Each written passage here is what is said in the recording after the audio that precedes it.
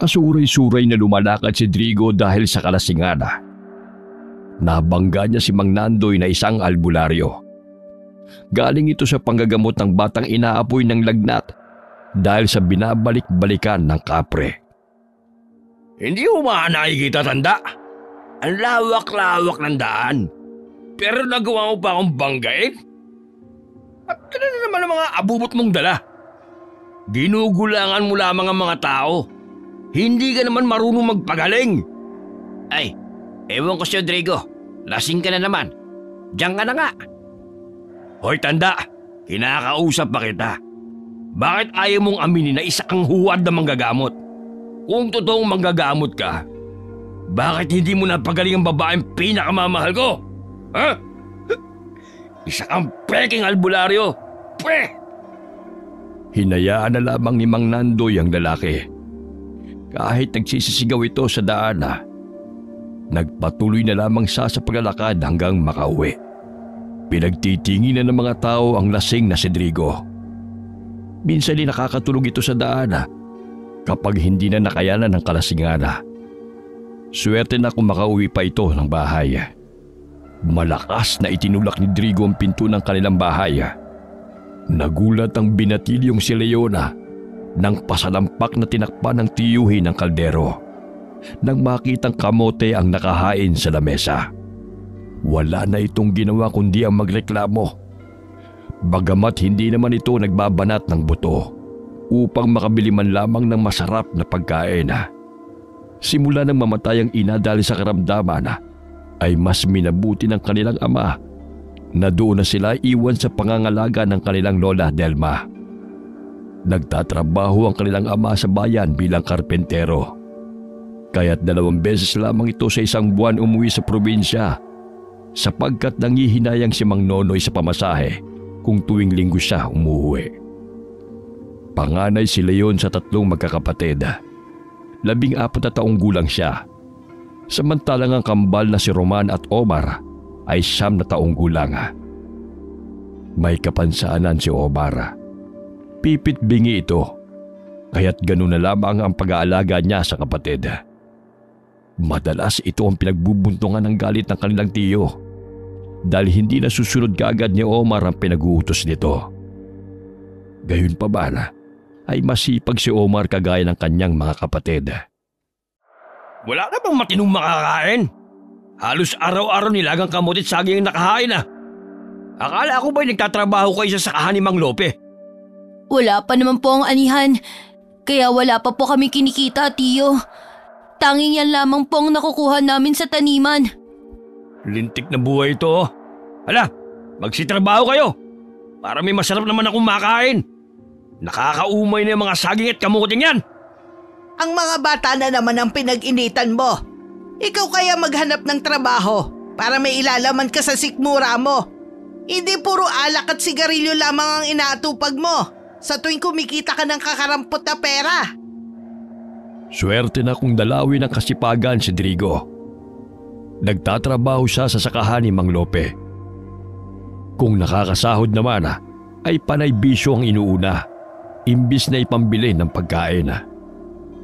Inakay na lamang ni Leon ng 2 niyang mga kapatid patungo sa taniman ng palay ni Mang Lope. Tanging senyas ang kanyang ginagawa upang maintindihan siya ni Omar. Hindi pa umuwi ang kanilang ama, kaya't wala pa silang pambili ng bigas. Patong-patong na rin ang utang nila sa tindahan ni Aling Mona, kaya hindi pa sila makautang muli hanggat hindi pa sila nakakabayad. Kainin niyo na muna yung kamote. Kapag umuwi na si tatay, tiyak may pasulubong yun sa atin. Naalala niyo ba nung nakarang buwan? Di ba binilhan niya tayo ng hopya? Ang sarap nun! Oo, 3 naubos ko, kuya. Sana may pasalubong muli si tatay. Namimiss ko ng kumain ng hopya. Isipin niyo na lamang na hopya to. Napapangiti na lamang ang magkakapatid habang kumakain ng nilagang kamote. Lumapit si Lola Delma sa magkakapatid at sinabayan ang mga ito sa pagkain. Pagpasensyahan nyo na yan, tiyo ninyo, ha? Palaging mainit ang ulo. Ewan ko ba kung saan yan nagmana. Mabait naman ang lolo ninyo. Pinalaki ko naman silang magkakapatid ng maayos.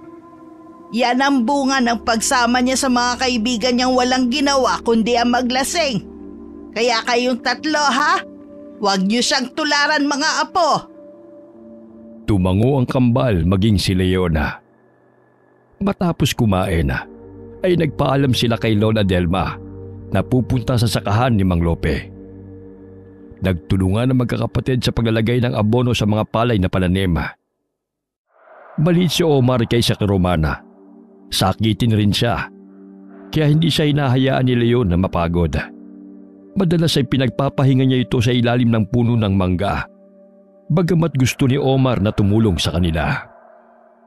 Basta sandali lang, Omar. Isa pa, hindi ka pwedeng makalanghap ng kemikal. Mamaya hikain ka na naman. Tanggalin mo na lang ang mga ligaw na damo sa paligid. Kapag nakaramdam ka ng pagod, magpahinga ka. Naiintindihan ni Omar ang gustong ipahiwatig ng kapatid sapagkat nagsasalita ito habang umaaksyon. Sinunod naman ni Omar si Leona kung kaya't nagpahinga siya sa tabi ng puno ng mangga. Nagpalinga-linga si Omar sa paligid nang mapansin na may tumamang maliliit na bato sa kanya hanggang sa matuon ang kanyang pansin sa punso. Naanimoy doon nang galing ang mga bato.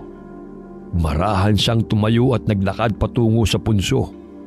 Malapit na sana siya nang hawakan siya ni Roman sa balikat. Omar, ang sabi ni Kuya bawal tayong lumapit sa punso. Baka manuno pa tayo. Gusto mo bang mamaga yung mga paa mo? Hindi natin nakikita ang mga duwende. Baka maapakan mo't magagalit sila sa'yo. Tumango si Omar bilang tugon sa kapatid. Bumalik sila sa lilim ng mangga at hinintay si Leona. Oras ng tanghalian, kinuha ni Leon ang plastik na laman ng kanilang baon na nilagang kamote. Pinagsaluhan nila yung muli. Ilang sandali napansin nila si Mang Lope na may dalang basket. Mga bata, ano bang baon nyo? Saluhan nyo na muna ako. Naparami kasi ang pagkain pinadala ni Amanda. Naaawa ang Ginoo sa magkakapatid sapagkat ilang araw na saging at kamote ang paulit-ulit na baon ng mga ito. Sinadya niyang damihan ng dalang baon upang ibigay sa magkakapatid. Batid niyang gutom na gutom ang mga ito sapagkat kitang-kita sa mga mata ng tatlong bata ang saya nang makita ang pritong bangos at tinolang manok. Hinay-hinay lang sa pagkain mga bata, baka mabulunan kayo. Marami pa rito Maraming salamat po sa inyo, Mang Lope. Isang linggo na po kasing hindi kami nakakain ng kanin at ulam. Huwag kayong mag-alala. Araw-araw ko na kayong dadalhan ng pananghalian. Talaga po? Hindi nakukulo ang tiyan ko sa kamote at saging nito? Natawa ang Ginoo sa sinabi ng bata. Baya-maya'y napadaan si Drigo sa kanilang kinaroroonan kaya't napatigil sila sa pagkain. Abay, tamang-tamang dating ko Boss, baka pwede namang humingi ng makakain. Ibigay mo na lamang sa akin, imbis sa mga walang kwenta mga batang yan. Anong walang kwenta? Ang sisipon ng mga batang to. Kaya tularan mo mga pamangkin mo para hindi ka naman malimos na makakain. O ito, at umalis ka na. Matapos na ibigay ni Mang Lope ang kanin at isda na ibinalot sa daon ng saging, ay agad na umalis si Drigo. Nalanghap ng Ginoo na amoy alak pa ito. Pag sineswerte ka nga naman may grasang kusang dumarating. Huwag niyong tularan ng inyong tiyo. Mainam na mag-aral kayo para hindi habang buhay kawawain kayo niyan. Sa edad na 14 ay nasa ikalimang baitang pa lamang si Leon sa elementarya sapagkat pahinto-hinto siya sa pag-aaral. Malayo ang paaralan sa kanilang tirahan. Mahigit 2 kilometro ang kanyang nilalakad patungo sa kanilang paaralan. Mahirap pa ang daan. Kaya sa tuwing tag-ulan ay hindi siya nakakapasok sa eskwela dahil madulas at mapanganib. Lampas na ng kinsenas, hindi pa rin umuwi ang kanilang ama. Nag-aalala na si Leona, baka ano na ang nangyari kay Mang Nonoy. Bakit kaya hindi pa umuwi si ama? Lampas 2 linggo na oh. Baka nagkasakit yun. Wala pa namang mag-aalaga sa kanya ron. Puntahan kaya natin sa pinagtatrabahuhan niya, kuya. Naku, ang layo nun at wala tayong pamasahe. Konti pa lamang ang naiipon ko sa lata. Ang ibang pera kasi, binili ko na ng gamot nang nagkasakit si Omar. Mabuti na lamang ay nagtatrabaho ang magkakapatid sa sakahana. Kahit papano, ay nakatatanggap sila kahit maliit na sahod mula sa pag-aalaga ng mga pananim ni Mang Lope. Nalilibre pa ang kanilang pagkain kahit wala pa ang anihana. Itinatago ng mabuti ni Leon ang pera na kanyang kinikita upang hindi kunin ng kanyang tiyo. Inilalaan niya yun sa kanyang pangmatrikula kapag siya'y nakabalik ng pag-aaral sa susunod na pasukana at pambili rin ng gamot sa tuwing magkakasakit silang magkakapatid. Nagtatabi rin sila ng pagkain mula sa ibinibigay ni Mang Lope upang dalhin kay Lola Delma. Pagdating ng bahay ay sabik na inihain ni na Roman at Omar ang pansit at pandesal sa mesa upang makakain na si Lola Delma. La, halina po kayo't hanggat wala pa po si Tio Drigo. Mamaya, hindi na naman kayo makakakain dahil uubusin na naman niya ang pagkain. Tumigil sa pagtitiklop ng mga damit ang matanda at marahang lumakad patungo ng mesa. Ngunit nagulat sila nang biglang bumukas ang pintuan.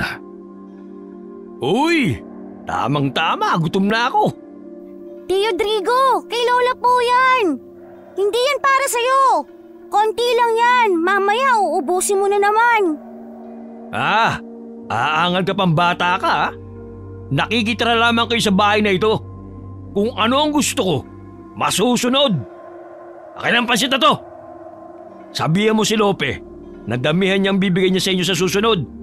Nang sa ganon, makakain din si nanay. Tio, ibalik mo yan. Para po kay Lola Delma yan.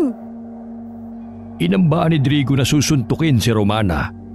Ngunit inawat siya ni Lola Delma. Ano ba, Drigo? Huwag mong saktan si Roman. Magtrabaho ka kasi. Hindi yung puro alak na lamang ang inaatupag mo. At bakit lasing ka na naman? Saan mo kinuha ang pinambili mo ng alak? Wala kang pakialam kung saan ko to kinuha, Nay. Diyan na nga kayo. Mga pabigat kayo sa buhay. Pwe! Lumabas ng bahay si Drigo na dala ang pansit at pandesala habang bitbit din ito ang bote ng alak. Niyakap na lamang ni Lola Delma ang kanyang mga apo. Hayaan niyo na, apo. Nakakain na naman ako. Huwag niyo na lamang sagutin yung tiyo ninyo upang hindi kayo saktan. Nahuli sa pag-uwi si Leon dahil ipinatawag siya ni Mang Lope. Nadatnan niya na umiiyak ang kanyang mga kapatid. Batid niyang pinag-initan na naman ng mga ito ng kanilang tiyuhin. Pumasok siya sa kanilang silid. Namilog ang kanyang mga mata nang makita niya na nagkalat ang kabinet na pinaglalagyan nila ng damit. Kinabahan si Leon na tinignan ang latang alkansya. Bumungad sa kanyang paningin na bukasyon at nasimot ang laman. Umiiyak siyang lumabas ng silid. Dala ang walang laman na alkansya. Lola, wala na pong perang inipon ko. Sinadyang buksan po ang lata. Ay nako, ang batang yun. Hindi na talaga magbabago. Ilang sandali ay pumasok muli si Drigo sa bahay at nadatna ng mga pamangkin na umiiyak.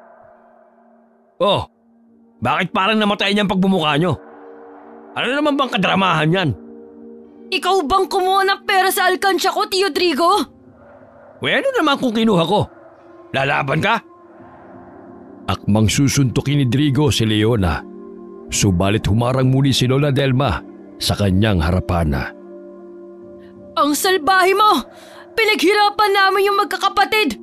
Tapos ikaw ilulustay mo lang sa alak para sa pag-aaral namin at gamot ni Omar yun. Nay, pagsabihan mo nga yung mga sampid mo. Ang tatapang eh. Basahin ko yung pagmumukha niya para makita niya. Ano ka ba naman, Drigo?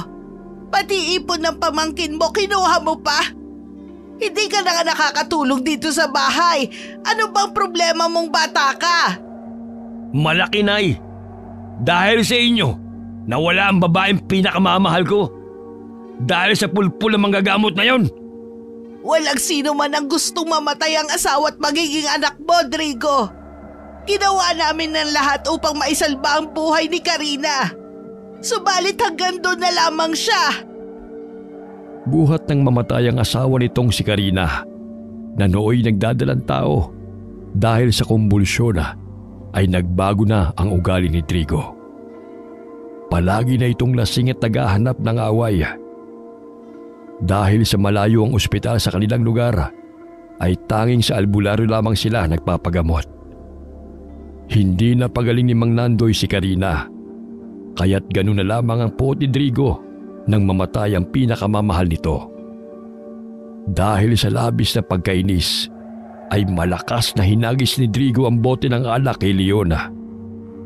Mabuti na lamang ay nakailag ang binatilyo, kaya hindi siya tinamaan. Kuyumang kamaong nagngingit-ngit sa galit si Leona. Pahikbi siyang bumalik ng silid at inayos ang nagulo nilang mga damit. Sumunod sa kanya ang kambala at niyakap na lamang ang kanilang kapatid dahil sa kalupitan ng kanilang tiyuhin. Hindi rin nila magawang iwanan si Lola Delma sapagkat mahina na rin ang paningin nito dahil sa katarata. Kaya tinitiis na lamang nila ang kalupitan ng kanilang tiyuhin na batugan at barumbado. Pumanhik ng kanilang silid si Lola Delma upang kausapin ang kanyang mga apo. May dinukot si Omar sa kanyang bulsa at ibinigay yon kay Lola. Agad na binuksan ni Lola Delma ang dahon ng saging. Abay, pandesal to, Omar. Para sa akin ba talaga to? Baka nagugutom ka, apo, kainin mo na to. Malamlamang mga mata habang nakatingin si Omar kay Lola Delma at gusto niyang kainin yun ni Lola. Huwag ninyong paniwalaan ang sinabi ng Tio Drigo ninyo na pabigat kayo. Napakaswerte ko dahil nabiyayaan ako ng mababait na apo. Niyakap nila si Lola Delma dahil ito na ang tumayong mga magulang nila buhat ng mamatay ang kanilang ina at magtrabaho ang kanilang ama sa bayan. Habang nagpapahinga muli si Omar sa lilim ng puno ng mangga, ay may bumabagsak sa kanyang maliliit na bato. Nagpalinga-linga siya sa paligid upang tukuyin kung sino ang may kagagawa noon. Natuon ang kanyang pansin sa punso at naaaninaw niya na may maliit na tao na kumakaway sa kanya. Gumingisi pa ito at panay ang talon. Napamangha siya sa nakitang elemento kung kaya't lumakad siya patungo sa punso. Napatigil siya sa paglalakad nang hablutin siya ni Drigo. Hoy, bata! May pagkain ka ba dyan? Ha? Na ibinigay ng amo nyo? Pailing-iling habang mababanaag ang takot sa mukha ni Omar. Tumatalsik pa ang laway ng tiyuhin sa kanyang pisngi. Amoy alak na ito kahit tanghaling tapat pa lamang. Alam kong tinatago mo lamang ang mga pagkain. Ibigay mo sa akin kung ayaw mong masaktan. Pinandilatan niya ng mata ang pamangkin at mahigpit pa nitong hinihila ang kwelo ng damit ng kawawang bata. Maya-maya'y may sumalpok na bato sa noo ni Drigo, kaya't nabitiwan niya si Omar nang sapuin niya ang noo. Lintik kang bata ka? Mahuli lang kita! Babalihin ko yung buto mo! Tumakbo patungo sa kinaroroonan ni Leon at Roman ang kapatid. Itinuturo nito ang tiyuhin na nakahandusay sa lupa. Ilang sandali na tanaw nila ang galit na si Drigo, kung kaya't nagtago sila upang hindi sila saktan nito. Ano bang ginawa mo? Bakit nagalit ang demonyong yan? Pailing-iling si Omar at inaksyon na kinuwelihan siya ng tiyuhin. Palakas ng palakas ang sigaw ng lalaki habang pasuray-suray na tinatahak ang daan upang hanapin ang mga pamangkin. Ilang sandali pa'y may nabangga itong babae na nakasuot ng bestidang itim at may kasama itong tuta. Hoy! Huwag kang ang paharang-harang sa dinadaanan ko. Bah, pwedeng gawing pulutan ng tuta mong yan ah.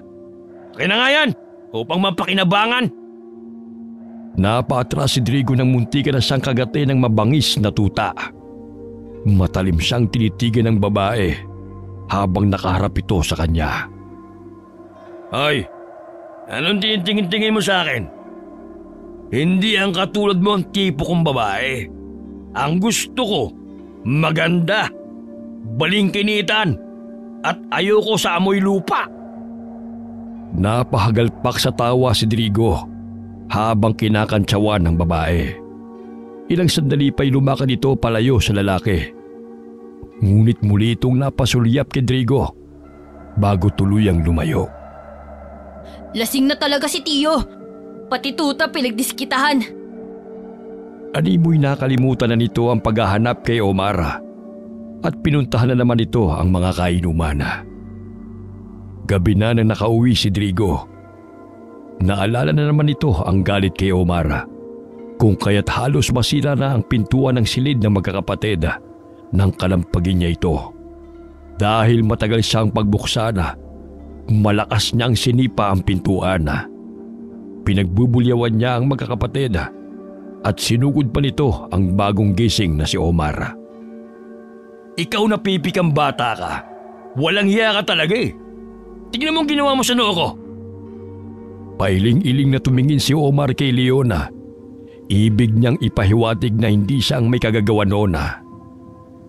Ilang sandali pa'y lumipad ang takip ng kaldero patungo sa kinaroroonan ni Drigo, maging ang mga stainless na mga pinggan at baso. Nagulat ang magkakapatid at laking pagtataka nila kung sino ang may kagagawa noon. Nagtamo ng malaking bukol si Drigo at mga galos sa katawan. Ano ba, Drigo? Gabi na'y nabubulabog ka na naman. Kung ayaw mo matulog, magpatulog ka. Marahil nagambala mo ang mga elementong naninirahan sa paligid, kaya nangyari yan sa'yo. Baka bukas mamagana yung bibig mo sa kakaputak. Hindi nga nagkamali si Lola Delma sa kanyang sinabi. Namaga ang mukha ni Drigo at ang mga binti nito. Nahirapan siyang tumayo at maglakad, kung kaya't hindi niya nagawang lumabas ng bahay upang makipag-inuman. Yan na nga ang sinasabi ko eh. Ipapatawag ko na lamang mamaya si Nandoy para magamot ka niya. Dahil sa pamamaga ng bibig ay nahirapan si Drigo sa pagsasalita. Tanging ungol na lamang ang ginagawa nito. Mabuti nga yan sa kanya, Omar. Ang salbahe niya kasi. Pangiting tugon ng bata sa kanyang kambala. Ilang sandali na milog ang mga mata ni Omar at itinuro ang kanyang nakikita na naroon sa ibabaw ng mesa. Ano ba yan? Mga baso lang naman ang nasa mesa. Pailing-iling si Omar at hinawakan ang mga mata ng kambala at pinalaki niya ito. Ilang sandali pa'y nagulat si Romana nang maaninaw ang isang maliit na tao. Mahabang balbas nito hanggang tuhod. Mga 45 sentimetro lamang ang taas nito. Maya-maya'y nawala rin ito sa paningin ng kambala. Simula ng araw na yon ay palagi nang nagpapakita ang duwende kay Omar. Alas 5 ng hapon dumating si Mang Nandoy sa bahay ni na Lola Delma. Nadatnan niya si Drigo na nakahiga sa papag. Ginamot niya ang lalaki sa pamamagitan ng pagtatawas. Nagsindi siya ng kandila at ipinatak ang nalulusaw sa palanggan ng may tubig. Maya-maya'y pumorma ng hugis ang natunaw na kandila. Agad niyang kinuha ang luya at inihipa na. Idinampi niya sa noo ng lalaki at gumuhit ng krus. Nabulabog mo ang nuno sa punso, kaya ka pinarusahan ng ganyan. Maya-maya'y pinahiran niya ng langis ang noo at batok ng lalaki.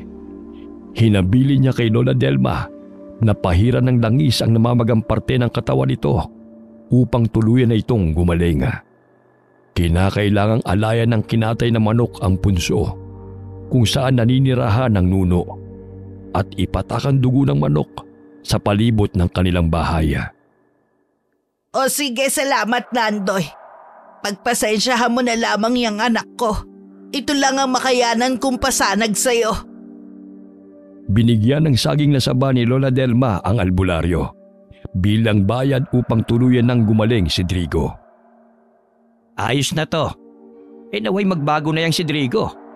Dahil sa palaging nagsisisigaw tuwing lasing, nabulabog ang mga nananahimik na mga elemento. Matapos na gamutin ni Mang Nandoy si Drigo, ay inutusan ni Lola Delma na magkatay ng manok si Leona. May 2 pa naman silang alaga na natira. Kaya agad na isinagawa ni Lola Delma ang ipinag-uutos ng matandang albularyo. Ipinatak niya ang dugo ng manok sa palibot ng kanilang bahay. Hinanap rin niya ang punso na maaaring tahanan ng nuno na nagambala ni Drigo. Marahil doon malapit sa palayan ni Mang Lope, Lola. Siguro nagalit ang nuno sa kanya dahil ang ingay niya sa tuwing manghihingi sa amin ng pagkain. Huwag na lang kaya nating alayan ng manok ang nuno. Mas mabuti nga po na ganyan siya para hindi na po siya manakit. Iho, kahit anong sama ng Tio Drigo mo, anak ko pa rin siya. Siguro'y may matututunan na siyang leksyon sa kalasingan niya.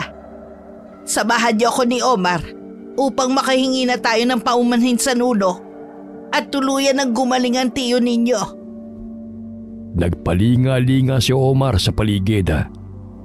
Ngunit hindi nagpakita ang duwendeng kaibigan noong araw na yon. Pinuntahan nila ang punso malapit sa puno ng mangga. Humingi ng paumanhin si Lola Delma. Ilang sandali namilog ang mga mata ni Omar nang makita ang duwende na lumabas ng punso. Napaismi dito habang pinapakinggan ang pakiusap ni Lola Delma. Nangungusap ang mga mata ni Omar habang nakatingin sa kaibigang duwende. Napatawarin na nito ang tiyuhin sapagkat si Lola Delma pa rin ang mahihirapan sa pag-aalaga sa lasinggero nilang tiyuhin. Tumango ang duwende at bigla na itong nawala sa kanyang paningin. Ilang araw ang lumipas, unti-unting gumaling si Drigo. Kahit papano ay hindi na ito araw-araw naglalasing. Bagamat sa tuwing makakainom na uli ng alak, ay kagaya pa rin ng dati na hindi makontrol ang sarili at nakakatulog pa rin minsan sa daan. Habang papauwi galing inuman ay pakanta-kanta pa si Drigo na pasuray-suray na naglalakad pauwi sa kanilang bahay. Wala namang tao sa paligid. Tanging mga kuliglig na lamang ang nag-iingay sa katahimikan ng gabi. Marahan niyang ibinaba ang kanyang pantalona at umihi sa talahibana. Nahihilo na rin siya at gusto nang matulog. Ngunit mas minabuti niyang umuwi ng bahay. Naaninaw niya ang isang tao na nagkukubli sa mayayabong na talahibana malapit sa palayan. Hoy, anong ginagawa mo riyan? Siguro magnanakaw ka, ano? Namilog ang kanyang mga mata nang makita ang hubot-hubad na babae. Mahaba ang buhok nito at mabalasik ang itsura. Nasipat rin ng paningin ni Drigo ang kasama nitong tuta na tumutulo pa ang laway at tila inutusan pa ang babae na patayin ng lalaki. Isa yung tiyuan na aswanga. Ang uri ng aswang na ito ay katulad din sa manananggala na ginagamit ang dila upang butasin ang tiyan ng kanyang mga biktima. Karaniwan ang binibiktima nito ay mga buntis. Ngunit meron namang tiyuan na aswanga na nambibiktima ng pangkaraniwang tao at tanging atay lamang ang kanilang kinukuha rito. Bagamat hindi nahahati ang katawan nito, ang tuta niyang kasama ay ang kanyang amo na siyang nag-uutos sa kanya na pumatay at kung sino ang kanilang bibiktimahin. Hindi rin ito lumalaki. Bago pa man makasigaw at makahingi ng tulong si Drigo, ay malakas na binutas ang tiyuan na aswang ang kanyang tiyana gamit ang matalim at mahabang dila nito. Paulit-ulit ring sinakmal ng tutang aswang ang kanyang leeg. Sumisirit pa ang dugo nito. Kinuha ng babaeng aswang ang kanyang atay at masayang nilantakan nila ito ng kasama niyang tuta. Ilang sandali pa'y iniwan nilang nakahandusay si Drigo sa talahibana bago pa man may makakita sa kanila. Kinabukasan, nagtaka ang magkakapatid ng matanaw ang mga nag-uumpukang mga tao sa talahibana malapit sa palayan ni Mang Emong. Dali-dali silang naglakad patungo sa mga tao upang makiusyoso. Nagulat sila nang makita ang tiyuhing si Drigo na dilat ang mga mata habang wakwak ang tiyan nito. Ilang sandali pa'y may mga kapulisang dumating. Dali-daling tumakbo si Leon patungo sa kanilang bahay upang ipagbigay alam kay Lola ang kanilang natuklasan. Lola, sumama po kayo sa akin! May masamang nangyari po kay Tio Drigo! Ha? Ano na naman nangyari sa batang yon? Inalalaya ni Leon si Lola Delma hanggang marating nila ang kinaroroonan ng bangkay ni Drigo. Hindi makapaniwala si Lola Delma nang makita ang sinapit ng kanyang anak. Sino ang may gawa niyan sa kanya, mamang pulis? Ayon sa mga otoridad ay nawawala ang atay ng biktima. Walang sino man ang nakakita kung sino ang pumaslang kay Drigo. Niyakap na lamang ni Leon si Lola Delma. Kahit ganun ang kanilang tiyo, ay mahal pa rin ito ng kanilang lola. Sa di kalayuan ay nasipat ng tingin ni Omar ang babaeng may kasamang tuta. Itinuro ito ni Omar sa kambal. Marahil galing siya sa kabilang bundok. Alam mo naman na maraming dumadaan dito sa atin papunta roon, di ba? Tumango si Omar. Ilang sandali na baling na naman muli ang kanyang paningin sa babae. Matalim itong nakatingin sa kanilang kinaroroonan bago ito lumayo. Naging sospek sa pagkamatay ni Drigo ang kanyang mga kainuman kaya't inimbitahan ang mga ito sa presinto. Ngunit lahat sila ay iginiit na wala silang kasalanan sa pagkamatay ng lalaki. Umuwi ito matapos ng kanilang inuman bandang 9:00 ng gabi. Marahil ay nakatulog na naman ito sa talahibana dahil sa kalasingan. Walang matibay na ebidensya na magtuturo sa mga kaibigan ni Drigo kung kaya't naabuswelto sila sa kaso. Napaawang ang bibig ni Mang Nonoy nang makitang may lamay sa kanilang bahay at may ilang taong naroon. Dali-dali siyang tumakbo upang tukuyin kung sino ang namatay. Kinakabahan siyang pumanik ng bahay sa takot na isa sa kanyang mga anak o ang kanyang ina ang pumanaw. Nagulat siya nang bigla siyang sinalubong ng kambal. Tay, mabuti at umuwi na po kayo. Matagal ka na po naming hinihintay. Pasensya na kayo anak. May tinapos lang na trabaho si tatay. Nasaan ang kuya at lola mo? Sinong nakaburol sa bahay? Nasa poso po si kuya. Si lola naman ay nagsasaing. Si Tio Drigo po ang namatay.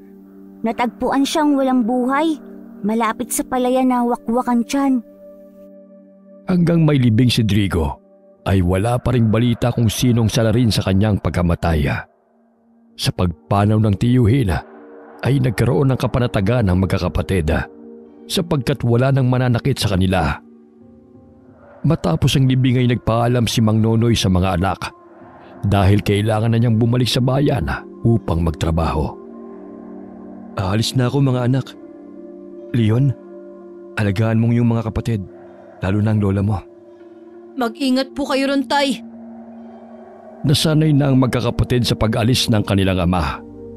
Gustuhin man nilang makapiling ito, ngunit kinakailangan ito magtrabaho upang kahit papano ay may pantusto sa kanilang pangangailangan, lalo na't matagal pa ang anihana.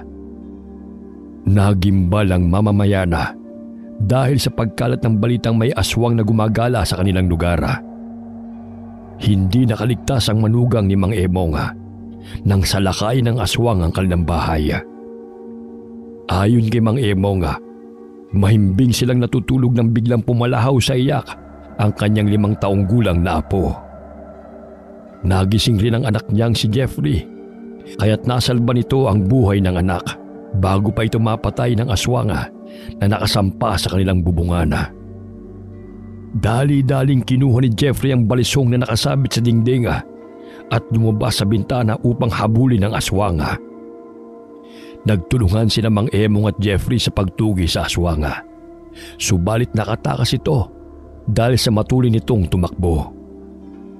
Nangangatog sa takot ang kanyang apo hanggang sumapit ang umaga.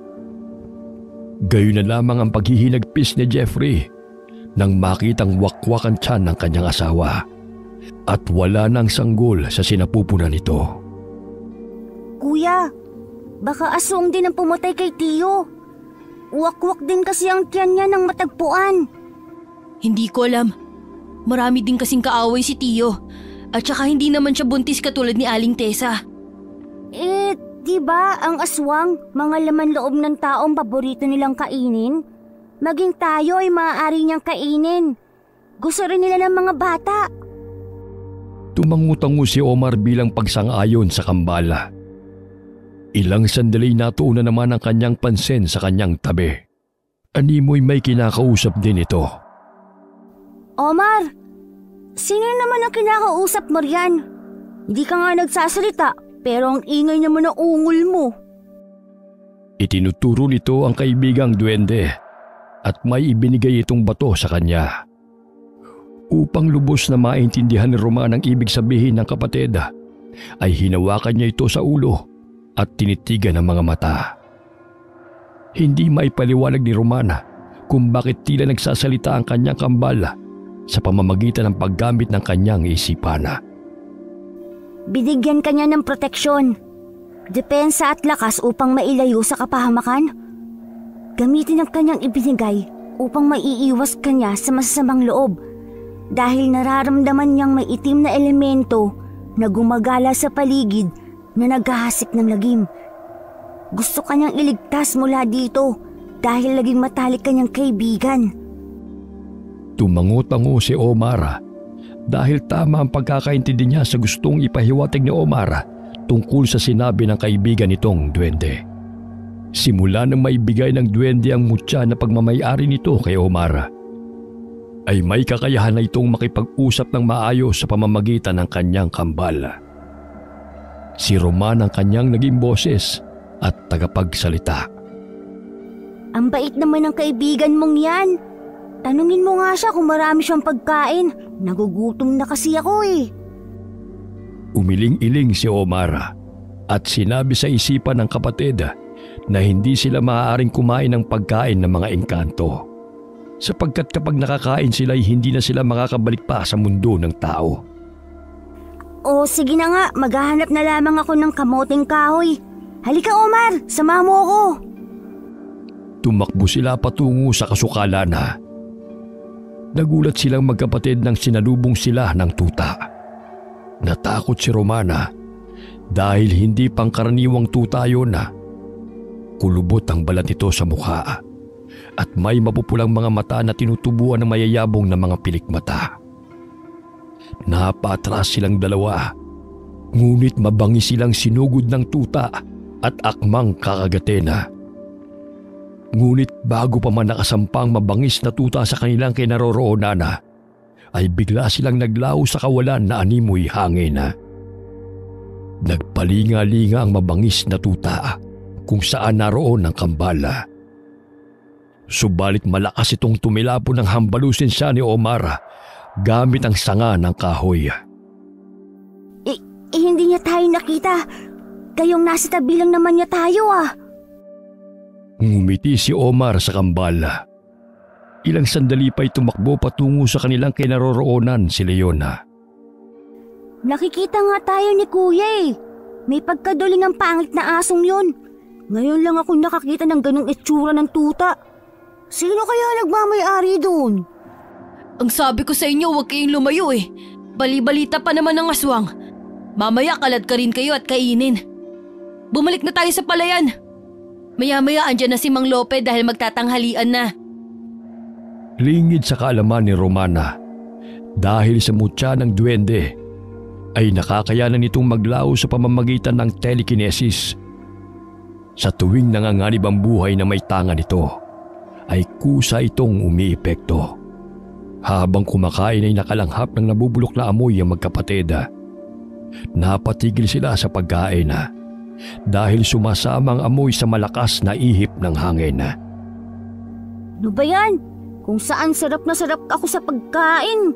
Tsaka pa may hindi kaaya-ayang amoy. Lumipat na lamang tayo ng lugar, kuya. Tiyak, nabubulok na dagana naman yan. Lumipat na lamang ang magkakapatid ng lugar upang maipagpatuloy ang pagkain. Ilang sandali pa'y nakita nila ang isang aso na kinakaladkad ang isang nabubulok na laman. Ayan siguro ang pinagmumula ng mabahong amoy. Pinalis nila ang aso at nilapitan nila ang naiwang kinakain nito. Tumambad sa kanilang paningin ang kapirasong binti ng isang sanggol. Hindi pa nakakalis ng palayan si Mang Lope, kaya ipinaalam sa kanya na magkakapatid ang nakita ng mga ito. Tingnan niyo po, Mang Lope. Di ba binti po yan ng sanggol? Ay, oo nga. Saan niyo ba natagpuan yan? Dinala po yan ng aso mula sa kasukalan. Akala po namin patay na hayop ang pinagmumula ng mabahong amoy. Ngunit yan po pala. Agad ay pinagbigay alam ni Mang Lope sa kapitan ang kanilang natagpuan. Bagamat wala pa silang pinaghihinalaang aswang sa kanilang lugar, maliban na lamang kung doon dinadala ng salarena o ng aswang ang kanyang binibiktima. Pinag-iingat ni kapitan ang mga kababaryo dahil sa sunod-sunod na nagim na nangyayari. Lalo na't hindi pa nila tukoy kung sino ang pasimuno ng paghahasik ng lagim sa baryo. Habang naghahapunan ay napag-usapan ng magkakapatid at Lola Delma ang tungkol sa aswang. La, may nakita na po ba kayong aswang dito sa ating probinsya? Noong ipinagbubuntis ko noon ang ama ninyo, si Tia Rosetyo pa lamang ang anak ko noon. Nang may gustong kumuha ng sanggol sa aking sinapupunan, mabuti na lamang matapang ang lolo Tiroy ninyo, kaya hindi nagwagi ang aswang na yon. Gamit ang matalim na gunting na pinanggagapas sa damo, yun ang ginawa niyang sandata upang labanan ng aswang. Nag-away po ba sila? Napatay po ba siya ni Lolo? Nagpambuno silang dalawa. Nasugatan siya ng lolo ninyo sa kanyang dibdib. Ngunit matapos nun, wala na kaming balita sa aswang. Nakatakas siya. Dahil siguro sa takot, hindi na bumalik hanggang sa isilang ko ang tatay ninyo. Matapang po pala si Lolo. Oo, matapang ang lolo ninyo. At higit sa lahat mapagmahal. Ngunit katulad siya ni Omar, ang kaliwa niyang tenga hindi nakakarinig. Bulol din kung magsalita. Napahinto sila sa pag-uusap ng may kumalabog sa bubungana. Tumindig ang balahibo ng magkakapatid. Ngunit hindi nagpadala sila yon sa takot. Kinuha niyang itak at hinasa sa hasaang bato. Sa gayon ay marinig yun ng aswang at matakot sa kanyang ginagawa. Ilang sandali pa'y narinig nila na may lumundag pababa ng kanilang bahay at kumaripas ito patakbo palayo. Lola, marahil aswang po yun. Mag-ingat kayo mga apo. Gayong talamak ang patayan. 1 linggo pa lamang namatay si Tessa. Lumulusob na naman ang aswang sa kabahayan. Kahit wala pang hating gabi, nagpapalit sila ng anyo. Kaya nilang magpalit ng anyo kung kailan nila gustuhin, lalo na ngayon, kabilugan ng buwan. Sa tulong ng kanilang langis, nakakapagpalit sila bilang aswang. Kaya mag-ingat kayo sa mga taong inyong nakakasalamuha. Huwag basta-basta magtitiwala, lalo na't hindi pa ninyo lubusang kilala. Opo, Lola. Tumango si Omar bilang pagsang-ayon kay Lola Delma. Habang tumatagal ay natutuklasan ni Omar ang kapangyarihan ng mutya na ibinigay sa kanya ng kaibigang duwende. Paminsan-minsan ay nagpapakita ito sa kanya at tinuturuan siya kung paano gamitin at alagaan ito. Sa pamamagitan ng isipan ay nagkakaintindihan sila. Maging sa panggagamot ay tinuturuan niya ang bata. Si Omar ang napiling bigyan ng mutya ng duwending siguro, sapagkat naramdaman niya na may kakayahang manggamot si Omar at may busilak na kalooban. Biglang nawala siguro nang mapagawi si Lola Delma sa kusina. Naku apo, kalawangin na yung bolo ng lolo mo. Baka matetano ka niyan. Ibalik mo yan sa baol. Hinahasa ni Omar ang bolo na kanyang natagpuan nang sila'y maglinis ng bahay ni Romana. Maya-maya'y dumating ang kambala at may dalang mga lata. Ano na naman ang gagawin ninyo sa mga latang yan, Roman? Kayo talaga, baka masugatan pa kayo niyan. Pwede pa naman po itong bolo, Lola. Tingnan mo, tumalas muli. Sayang din po kasi, babalik din po namin yan mamaya sa lagayan. O siya, mag-iingat kayo. Ayoko lamang na mahiwa kayo ng patalim na yan. Iniwan sila ni Lola Delma sa kusina at nagpahinga ito sa papaga. Kinuha ni Roman sa loob ng sako ang ibinigay na paputok na boga ng kapitbahay nilang si Opong. Isa yung uri ng paputok na maihahalin tulad sa kanyong kawayana. Ngunit maliit ito at ginagamitan ng denatured alcohol. Napangiti si Omar nang makita niya yon. Alam mo ba, Omar, malakas ang putok nito? Sayang, kasi hindi mo naman maririnig. Napapangiti pa rin si Omar at naiintindihan ang sinasabi ng kambala. Ano bang pinagkakaabalahan yung dalawa riyan? Kuya, naghahanda lang po kami. Sakaling mapagawi muli dito ang aswang. Boga yan ha. Sino nagbigay sa'yo niyan? Malakas bang pumutok? Opo, kuya. Binigay ni Opong sa akin kanina. Basta huwag mong lagyan ng latang bunganga niyan ha. Delikado kung may dumaan may masasaktan ka pa. At saka ingatan mo ang likidong inilalagay dyan. Baka masunog ka. Mag-iingat naman po kami ni Omar. Bago ko makalimutan, may bigas pala akong dala. Ilayo niyo muna yung boga sa kusina. Baka sumabog pa tayo rito. Magsasaing ako. Sige po, sa ilalim ng papag ko ito lalagay. Kinagabihan matapos maghapunan ay kinuha ni Roman ang bogang paputok upang gamitin nila yon ni Omar. Lumabas sila ng bahay ng kambala at doon nila pinaputok ang boga. Sunod-sunod rin ang putukan na kanilang naririnig mula sa kanilang mga kabaryo dahil ilang araw na lamang ay magpapasko na at nalalapit na ang bagong taon. Si Omar ang nag-i-spray ng likido upang pumutok ang boga. Malakas ang putok na pinakawalan noon kung kaya't napamangha si Roman.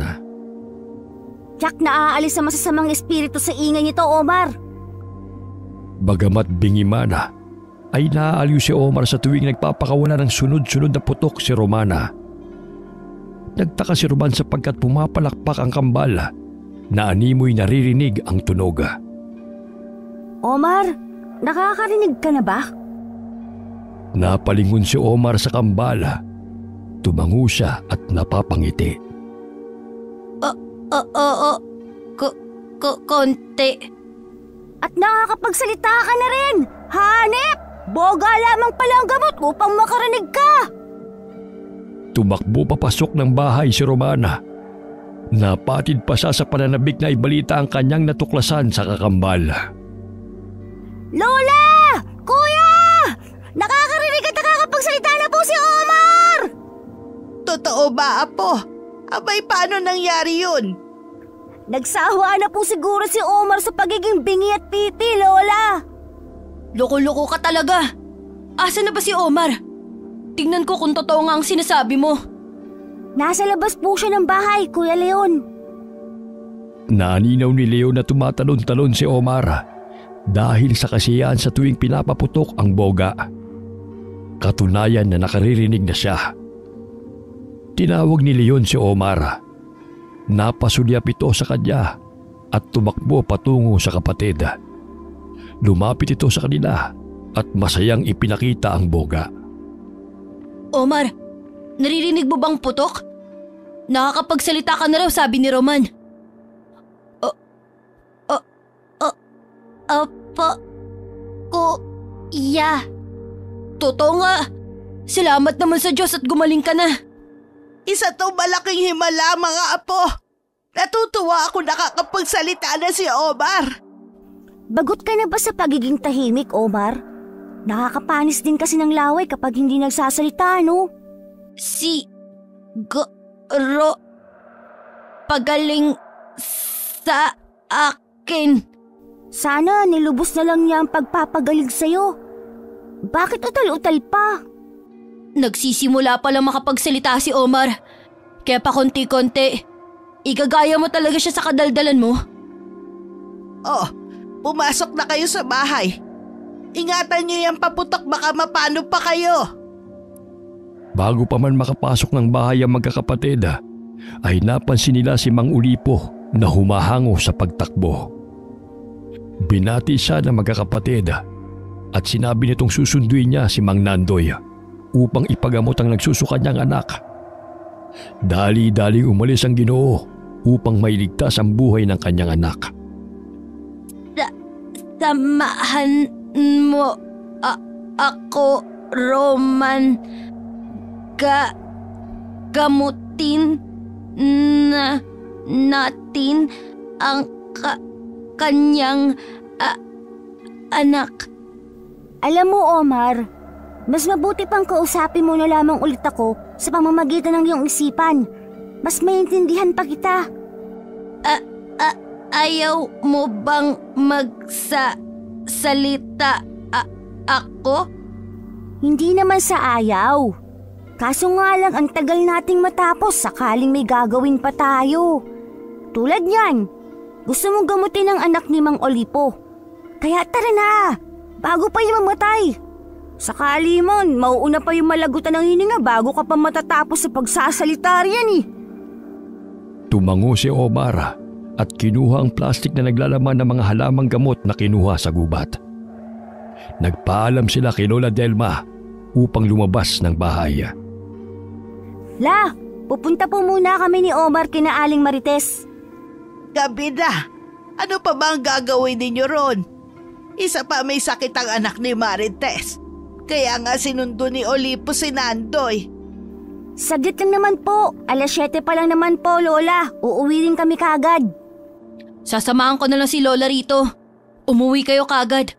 Baka sakaling makasalubong niyo pa rin ang aswang. Dali-daling lumabas ng bahay ang kambala. Malapit lang naman ang bahay ni na Aling Marites. Kaya sa daan pa lamang ay nadidinig na nila ang iyak ng ginanga. Malayo pa ang bahay ng albularyong si Mang Nandoy. Mahigit 30 minuto pa ang lalakarin ni Mang Ulipo bago makarating sa tahanan ng manggagamot. Kumatok sa pintuan ng kambala at agad naman silang pinagbuksan ng panganay na anak ni Aling Marites. Bumungad sa kanilang paningin ang namumutla at namimilipit sa sakit na si Jojo. Magandang gabi po. Nabalitaan namin na may sakit po si Jojo mula kay Mang Olipo. May dala po kaming halamang gamot para maibsan ang kanyang nararamdamang sakit. Pinatuloy ni na Aling Marites ang kambal sa kanilang tahanan upang masimulan ng magamot ang kanyang anak. Kinuha ni Omar ang halamang pansit-pansita mula sa plastik.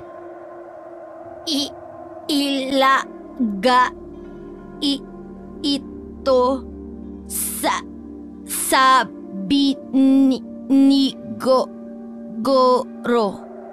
Kausapin mo lamang ako sa pamamagitan ng iyong isipan bago pa mawala ng likido sa katawan niyang si Jojo. Bukas ka na lang mag-ensayong magsalita. Bilisan na natin, Omar. Tinulungan ni Aling Marites ang kambal sa paghahanda ng halamang gamot habang hindi pa dumarating si Mang Nandoy. Ayon sa duwending siguro na siyang gumagabay sa kambal sa panggagamot, natipuhan ng masamang elemento ang batang si Jojo nang mapagawi ito sa gubat. Kaya nangyari yun sa kawawang bata. Inumin mo ito, Jojo, upang gumaling ka. Palamigin mo muna ng kaunti, Omar. Baka mapasok pa yan si Jojo imbis na gumaling eh. Tama. Maya na lang. Nakakapagsalita na pala yang si Omar. Mabuti naman. Kailan pa? Opo, kanina lang po. Nang maingayan po sa mga paputok. Mabuti nga po't nagising niyang tenga't dila niya.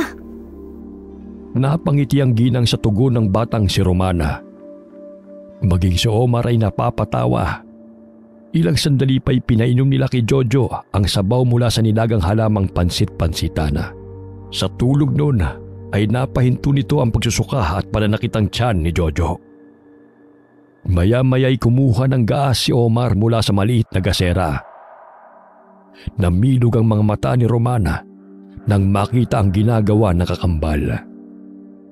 Uy, anong gagawin mo? Huwag mo ipainom ang gas kay Jojo, lason yan!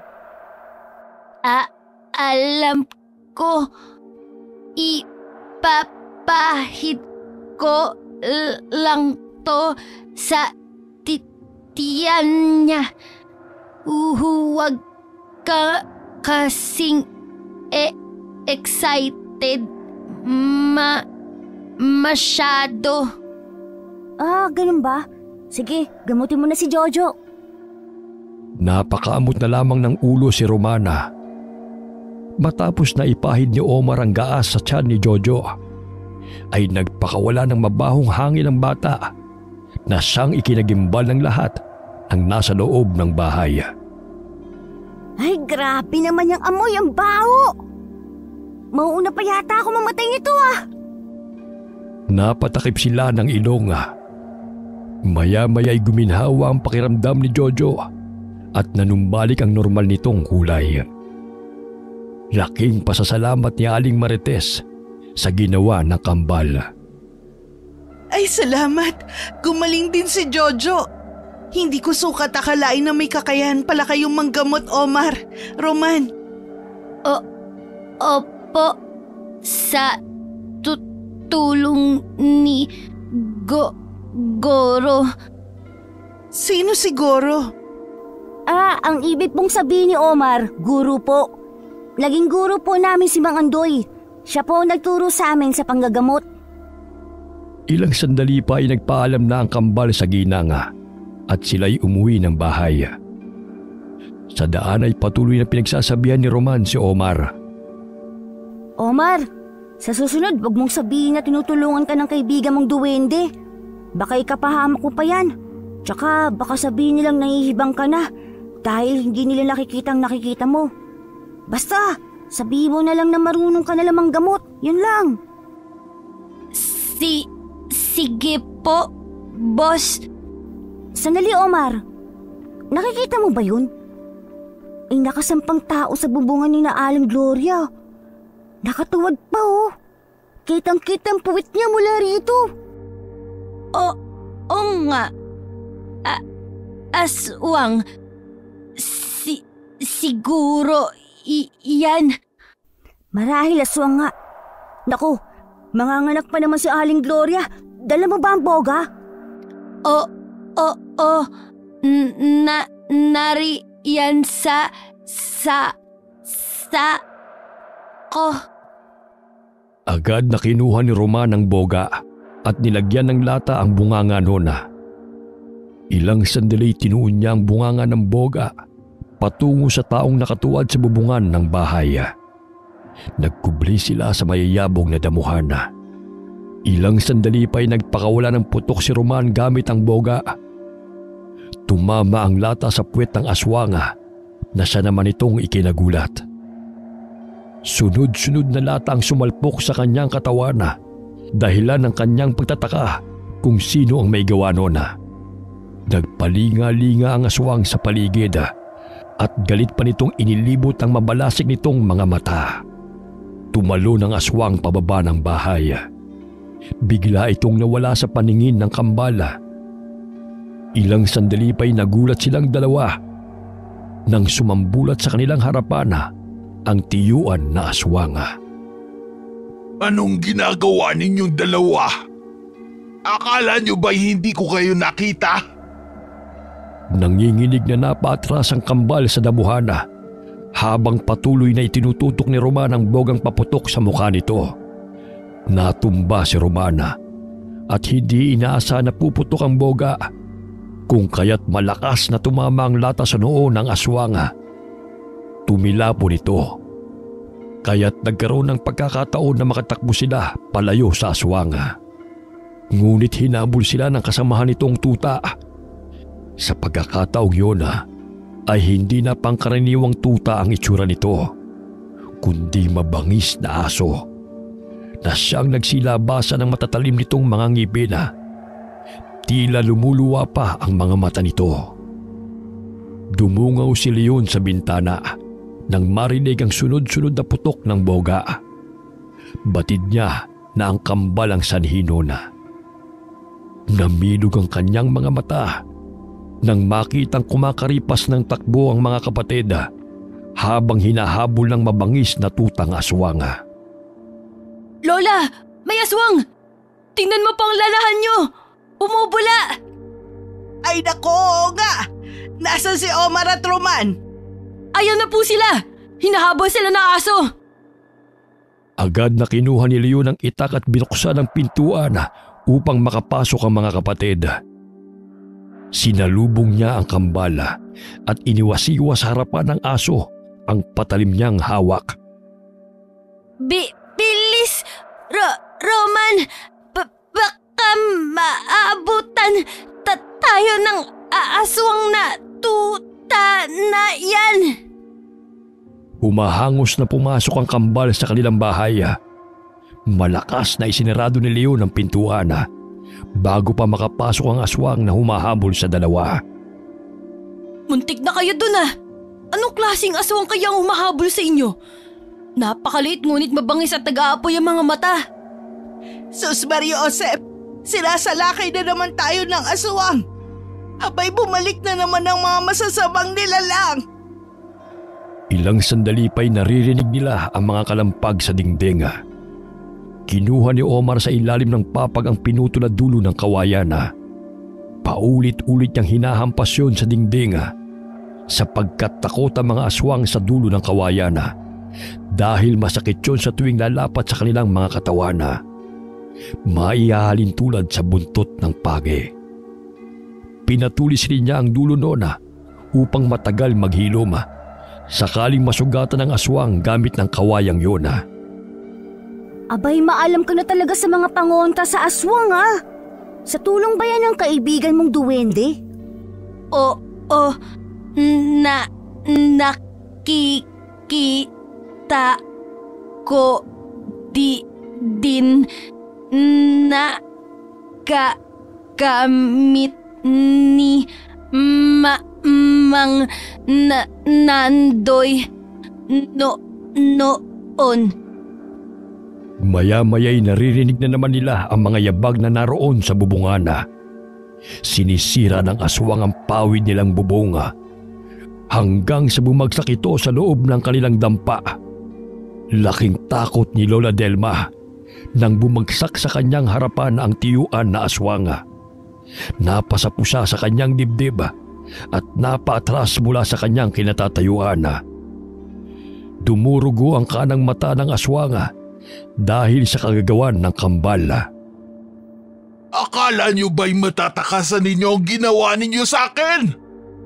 Pwes, papatayin ko kayong lahat! Lalo na kayong mga bubwet! Tingnan niyo ang ginawa niyo sa mukha ko! Wala naman yung pinagbago. Pangit pa rin. Anong sabi mong walang yakang bata ka? Minana mo na yata ang pagkabingi ni Omar. Ang sabi ko, mas lalo kang pumangit. Biglang itinutok muli ni Roman ang boga sa mukha ng tiyuan na aswang at walang pagdadalawang isip na pinaputok yun kung kaya't tinamaan na naman ito sa ilong. Diyos ko mga apo, mag-iingat kayo sa mga aswang na yan! Lola, umalis na tayo rito. Ayokong saktan ka ng aswang. Inalalayan ni Omar si Lola Delma palabas ng bahay. Samantalang ang tutang aswang ay sinugod ni Leona upang hindi nito maabutan sina Lola Delma at Omar.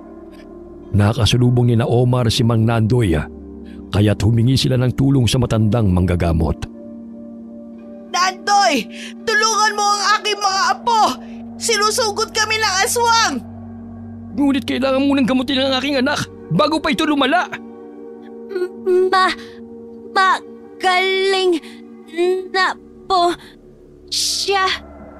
Paano? Kani-kanina lamang ay halos mamatay na siya sa sakit. Inom na po siya ng gamot. Dali-daling tumakbo sa kanilang bahay si Mang Ulipo kasama si Lola Delma at Omar. Nadatnan niya roon ang mag-anak at mahimbing na natutulog na si Jojo. Guminhawa na ang pakiramdam ni Jojo sa tulong ng kambal. May dala silang halamang gamot. Kung kaya't nalunasan ang naramdamang sakit ni Jojo. Olipo, tulungan mo ang aking mga apo. Sinasalakay sila ng mga aswang.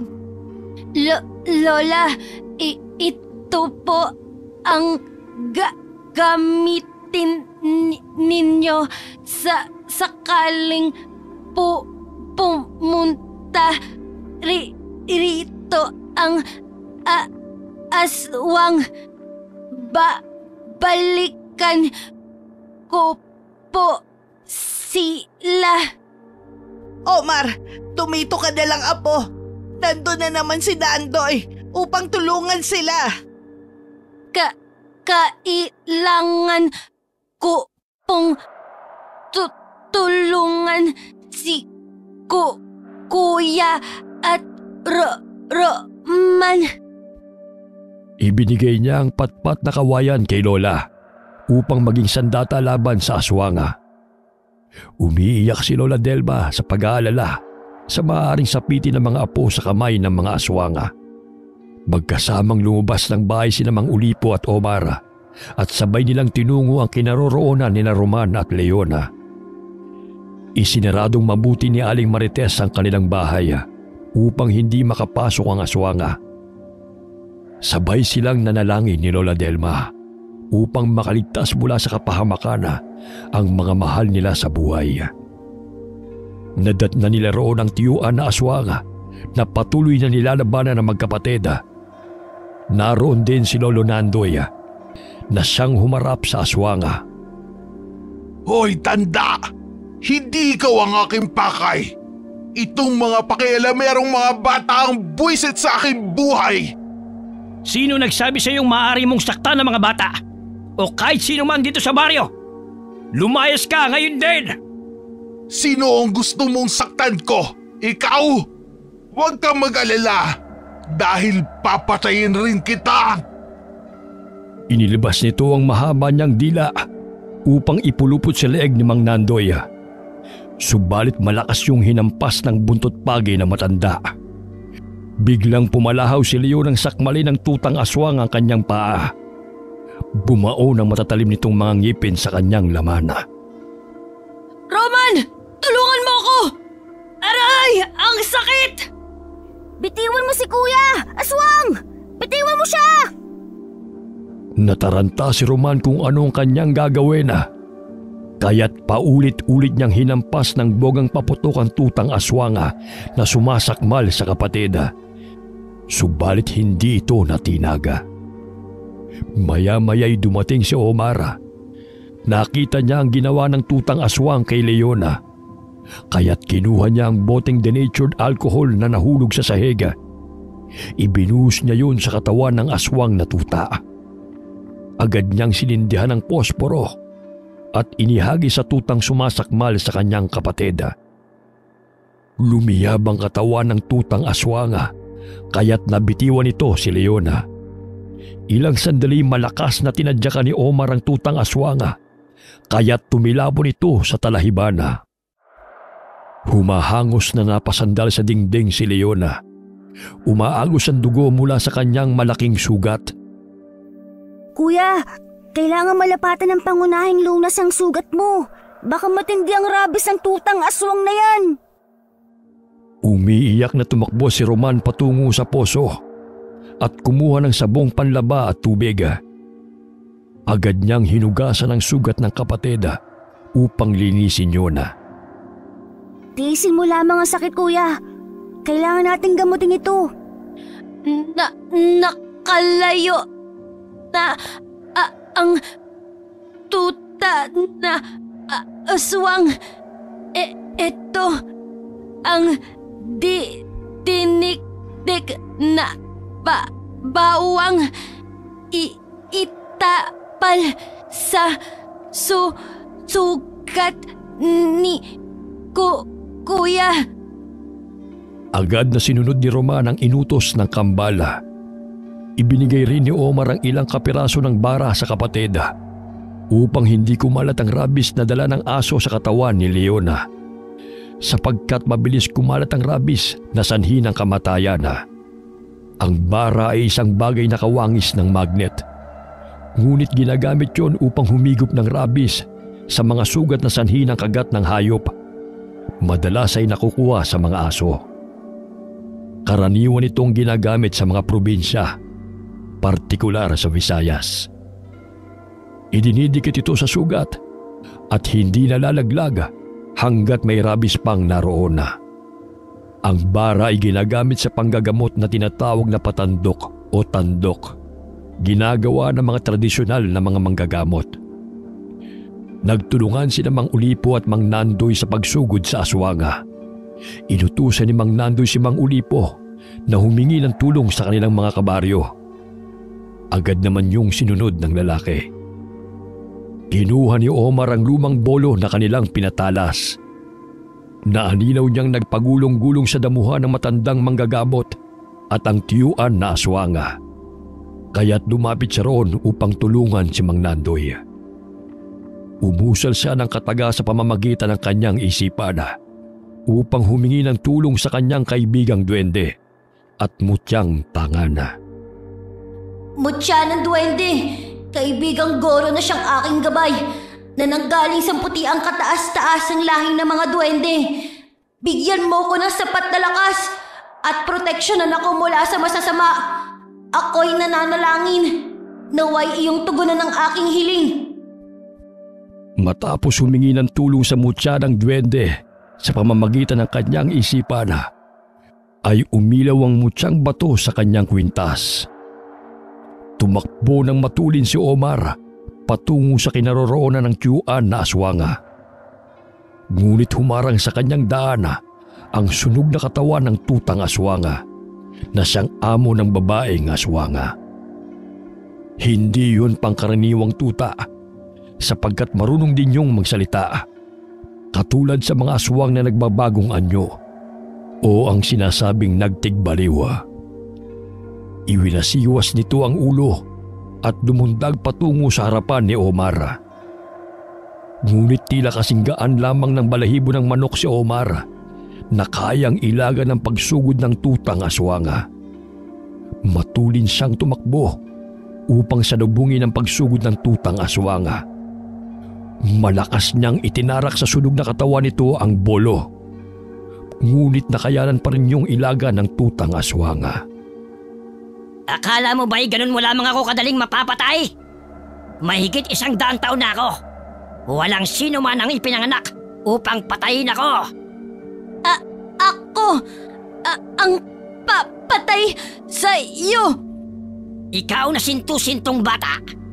Hindi ka nga marunong magsalita. Papatay pa kaya? Naningkit ang mga mata ni Omar dahil sa sinabi ng kalabang aswanga. Sinugod niya ito muli at sa ikalawang pagkakataon, natabas niya ang bibig ng tutang aswanga. Malakas itong umatungal dahil sa labis na sakit. Sumirit ang dugo, ngunit nagbabaga pa rin ang mga mata nitong sinugod ang batang kalaban.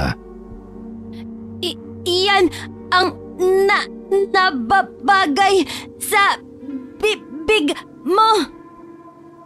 Inundayan niya muli ng saksak ang aswang na tuta hanggang sa malagutan ito ng hininga. Samantala, sadyang malakas ang babaeng aswanga kaya't dinaganan nito si Mang Nandoy. Pinahaba nito ang kanyang dila upang wakwakin ang tiyan ng manggagamot. Ngunit napatigil ito sa kanyang ginagawa nang ihagis ni Omar ang bangkay ng tuta sa kinaroroonan ng tiyuan na aswanga. Bumagsak yun sa tabi nito. Nandilat ang mga mata ng babaeng aswanga at nanggigil sa galit na dinampot ang bangkay ng tuta. Ayan ang tuta mo! Tostado! Ulang iya ka! Anong ginawa mo sa kanya? Pagbabayaran mo ang pagkitil sa kanyang buhay! Dinampot ng aswang ang tuta at kumaripas ng takbo patungo sa kasukalan. Maraming sugat na natamo si Mang Nandoy dahil sa laban nila ng aswanga. Sadyang malakas ang aswang na yun dahil kabilugan ng buwan. Inalalaya ni Omar ang matandang manggagamot upang makaupo. Ayos ka lang ba, Mang Nandoy? Abay, nakakapagsalita ka na. Paano mo nagapi ang aswang na kasama ng babaeng yon? Pinakita ng bata ang hawak nitong patalima. Inakay niya ang matanda patungo sa kanilang bahay upang gamutin ang natamo nitong mga sugat. Ilang sandali pa'y dumating ang kanilang mga kabaryo kasama si Mang Ulipo. Ngunit hindi na nila nadatnan ang aswanga. Nakatakas ang aswang. Sige, hanapin niyo na muna, baka nariyan lamang yan sa paligid. Pinuntahan ni Omar ang mga kapatid na nooy patuloy na ginagamot ni Roman ang sugat ni Leon.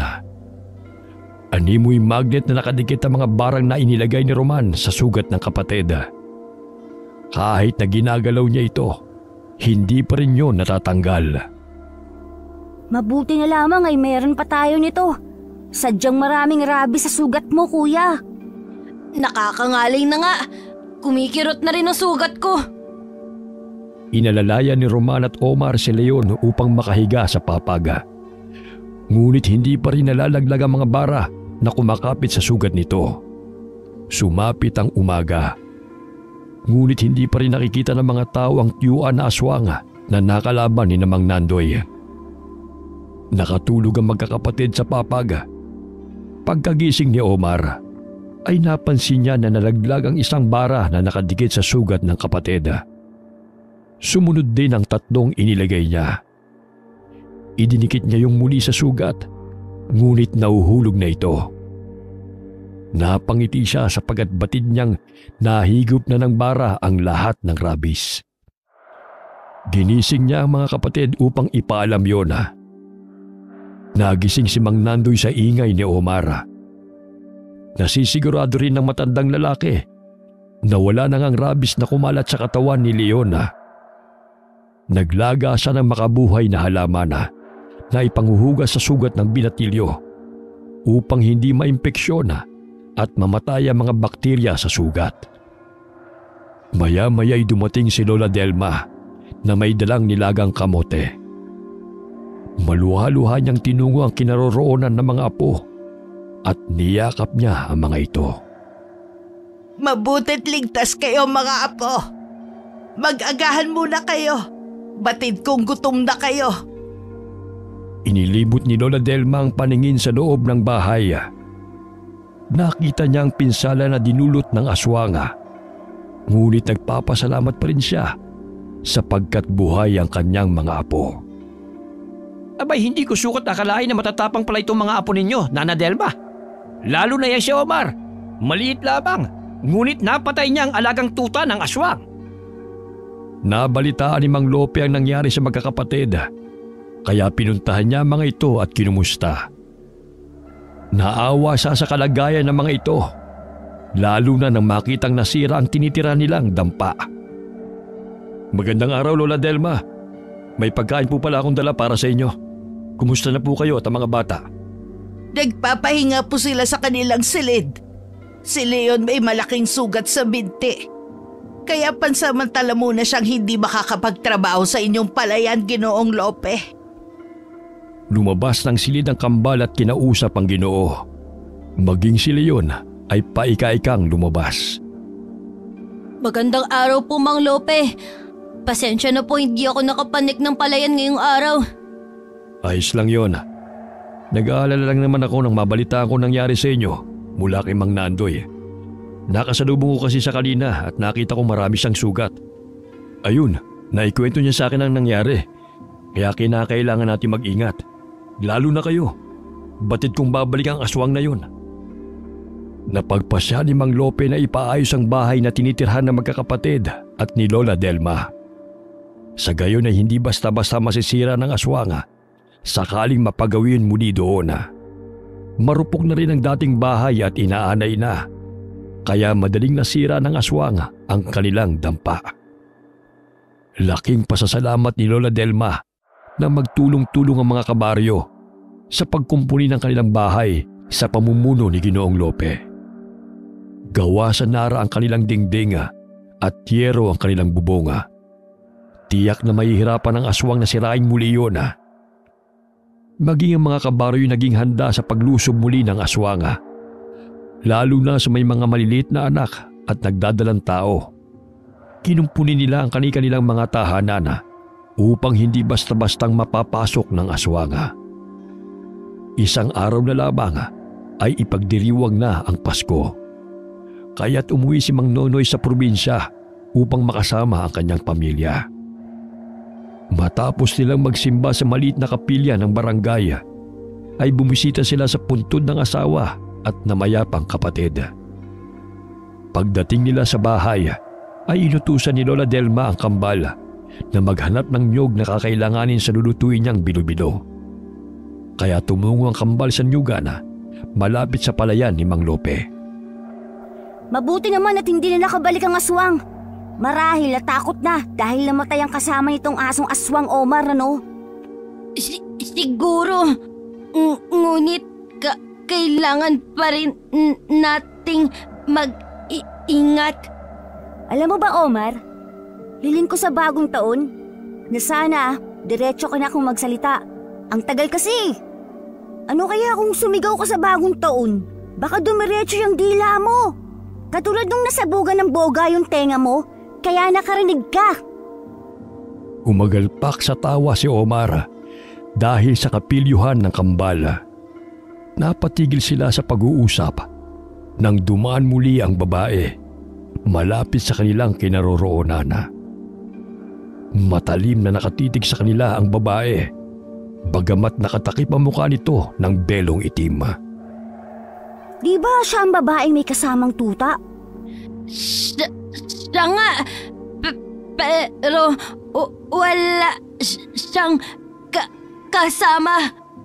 Baka siya ang aswang, Omar.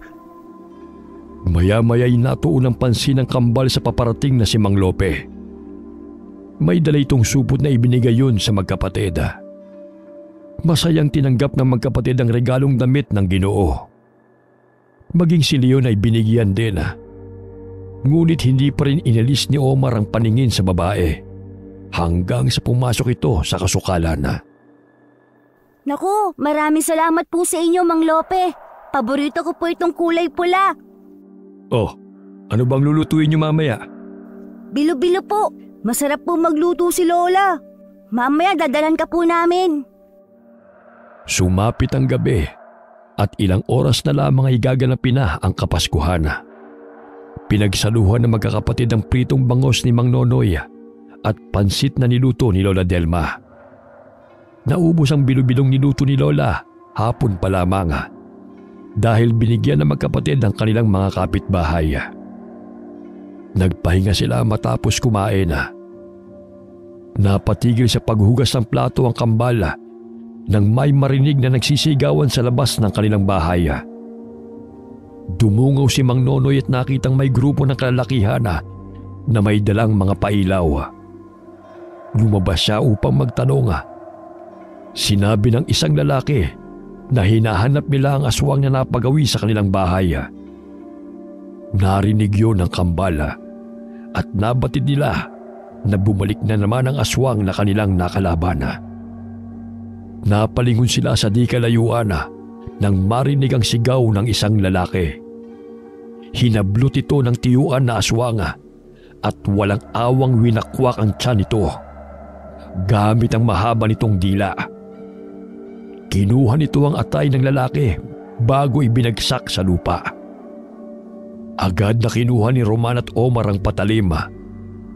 Hindi pa masyado naghihilom ang sugat sa binti ni Leona, kaya't hindi pa ito nakakalakad ng maayos. Kuya, bantayan mo na lamang muna si Lola Delma.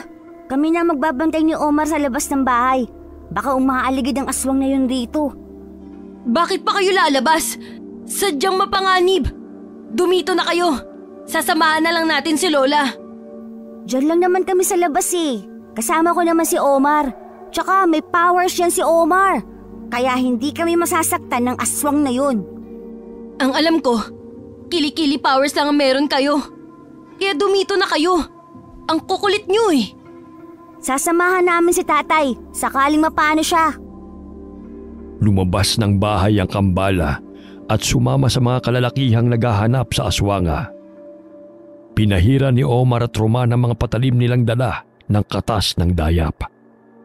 Sa pamamagitan noon ay matagal maghilom ang sugat ng aswanga sakaling masugatan ito. Habang naghahanap sa talahibana ay biglang nabuwal si Romana nang may pumulupot sa kanyang paa at hinila siya patiwarik. Namilog ang kanyang mga mata nang pataas siya ng pataas at nabitiwan ang hawak niyang patalim. Omar! Tulungan mo ako! Ayoko pa mamatay! Nagulat si Omar nang makitang nakalambitin ang kapatid dahil kinakaladkad ng aswang na nooy palipat-lipat sa mga puno. Umusal ng orasyon si Omar sa pamamagitan ng kanyang isipan. Ilang sandali nagkaroon ng hindi pangkaraniwang lakas si Omar. Nakita niyang lumitaw ang kaibigan niyang duwende sa kanyang tabi at sinamahan siya nitong habulin ng kanyang kambala. Animoy ibon lamang siya na palipat-lipat sa puno ng kahoy. Namilog ang mga mata ng aswanga nang maaninaw na sinusundan siya ng bata na kamukha ng batang kanyang biktima. Pilit na iniabot ni Omar ang bolo sa kambala upang gamitin yon laban sa tiyuan na aswanga. Napabuntong hininga si Roman nang mahawakan ng patalema at sinaksak ang nakalawit na dila ng aswanga na siyang nakapulupot sa kanyang paa. Ngunit namilog ang kanyang mga mata nang mabitiwan siya ng aswanga at makita ang taas na kanyang babagsakan. Malakas na palahaw ang pinakawalan ng aswanga dahil sa naputo ng dila nito. Kasabay ng malakas na sigaw ni Romana nang babagsak ito sa talahibana. Napamangha si Roman ng animoy lumulutang siya sa ere na tila lumilipad. Ginamitan siya ng mahika ni Goro upang hindi siya masaktana. Bumagsak siya sa talahibana na hindi man lamang nakaramdam ng sakit. Ilang sandali pa'y nagulat si Romana nang marinig ang sunod-sunod na putok na pinakawalan ni Omar kasama si Opong na nagbigay sa kanya ng boga. Pinaputukan nila ang tiyuan na aswanga. Sunod-sunod rin ang mga latang sumasalpok sa aswanga kaya't hindi na nito nagawang makaalis sa puno na kanyang sinasampahan. Inaabang na rin siya ng mga tao sa maaari niyang daanan. Wala ka nang kawala ngayon. Umatungal sa galit ang aswanga, ngunit bigla itong bumagsak sa lupa nang may tumamang sibat sa kanyang noo. At nakita nila sa kanilang likuran si Mang Nandoy na albularyo. Pasinok-sinok na ng isayang tiyuan na aswanga habang pilit na binubunot ang sibat na bumaon sa kanyang noo. Sa Kapaskuhan ka pa talaga maghahasik ng lagim. Wala kang pinipiling araw. Sumusuka ng dugo ang aswanga. Ilang sandali pa'y huminto na ito sa pangingisaya at nalagutan ng hininga. Bumungad sa mga tao ang aswang na naghahasik ng lagim sa kanilang baryo, lalo na sa pumapatay ng mga sanggol at buntis. Nakilala ni Kapitan ang babae na siyang nangihingi sa kanya ng mga prutas na naninirahan sa tuktok ng bundok. Ilang araw ang lumipas matapos mamatay ang tiyuan na aswanga. Naging payapa ang baryo hanggang sa sumapit ang bagong taon na at masaya nila yung sinalubong. Wala nang sasaya pa na makapiling ang pamilya. Simple man ang handaan na siyang inihahain sa hapag. Ngunit ang pagmamahala ng bawat miyembro ng pamilya ay siyang mahalaga.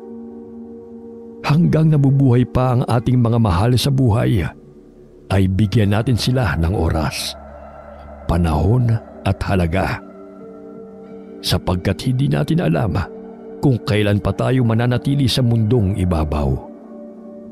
Ang tunay na diwa ng Pasko ay ang pagmamahalan ng bawat isa. Wakas.